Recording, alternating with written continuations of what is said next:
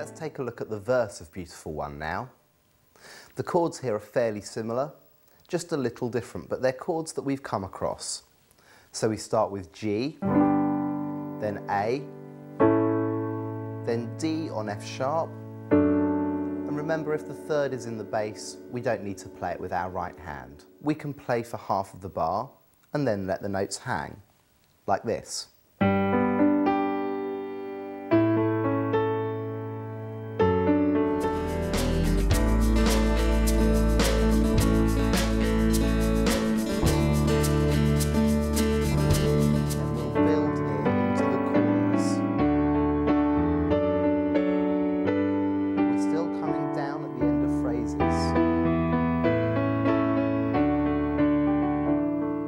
Talked about sus chords, just sound like this. That's a sus chord resolving to the normal chord.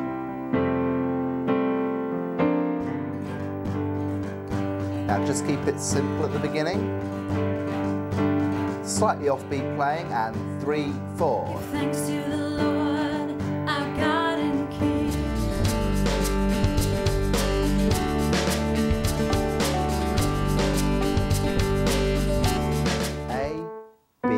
C, D, E, F, G, and then we arrive back at A. And the third rule is this: we never mix sharps and flats in one major scale. We start on the C and we count 4 semitones. 1, 2, 3, 4. That gives us the third of the chord. And then 3 semitones.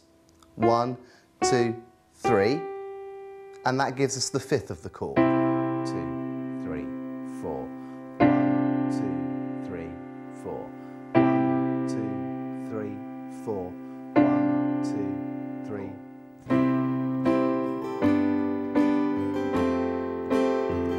A minor here. 1, 2, 3, 4.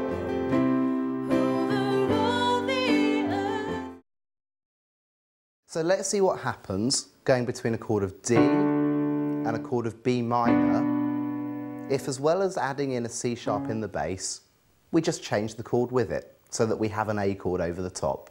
It will sound like this. 1, 2, 3, 4. That's great. And now we'll do it with the G at the bottom.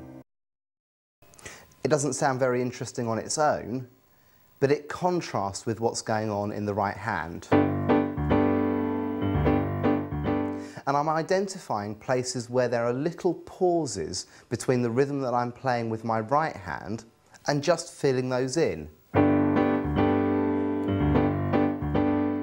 Hitting ahead of the beats or just behind the beats helps to push the music forward. And 2, and 3, and 4, and 1, and 2, and 3, and then A. 1, 2, 3, 4.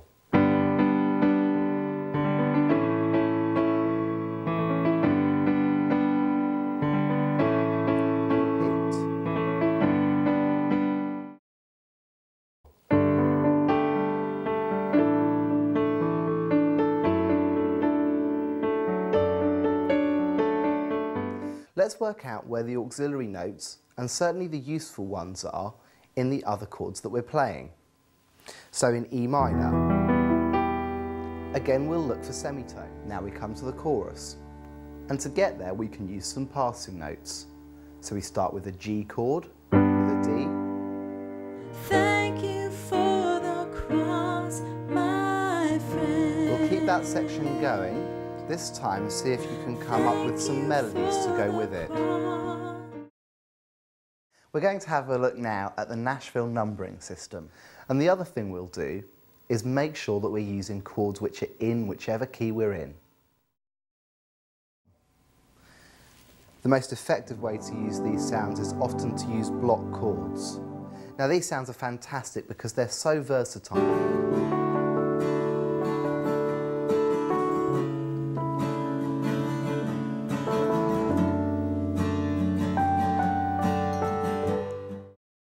One, two,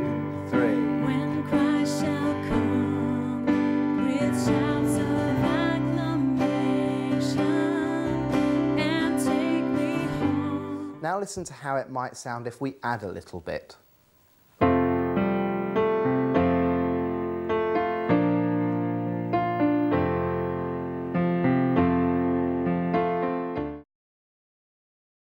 gladly choose you now. Back down, verse 2.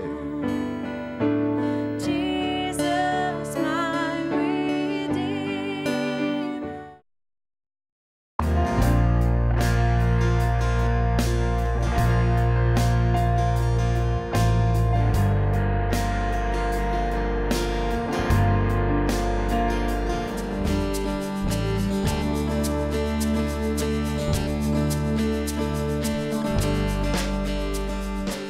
If you're not that great piano player, don't feel like you're ruled out because you can't do melodies and you can't play in a bunch of keys. Just play it more like a guitar, just with the chord structures, and press the transpose button, and you'll be very encouraged. Different characters in the Bible, how they encounter God, and how they respond to all that He is and all that He's done. I've always found that inspiring. But every musician who's playing the first time at a worship team, of course, you know, you're going to be nervous, a bit apprehensive. I think the first thing to realise is actually not everyone's eyes are on The you. really important things when you're playing keyboards is to learn to play in time. I know that sounds very obvious, but quite often, because we're used to playing on our own, we're not used to playing with others, we're not used to leading people, leading a congregation, we can kind of get a little indisciplined. I thought years ago was that women could sing higher and guys sang low, but that's totally wrong. It's actually the guys that can sing high, and female voices struggle to sing some of those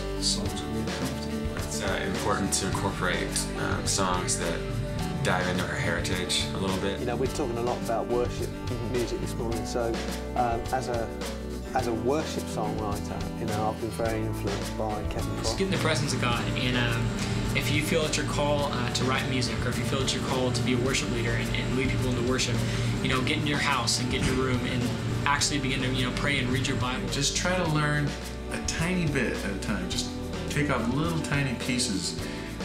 Learn a new chord and immediately learn a song that has that chord in it. The more you play on the instrument, the more free you'll be to lead people in worship.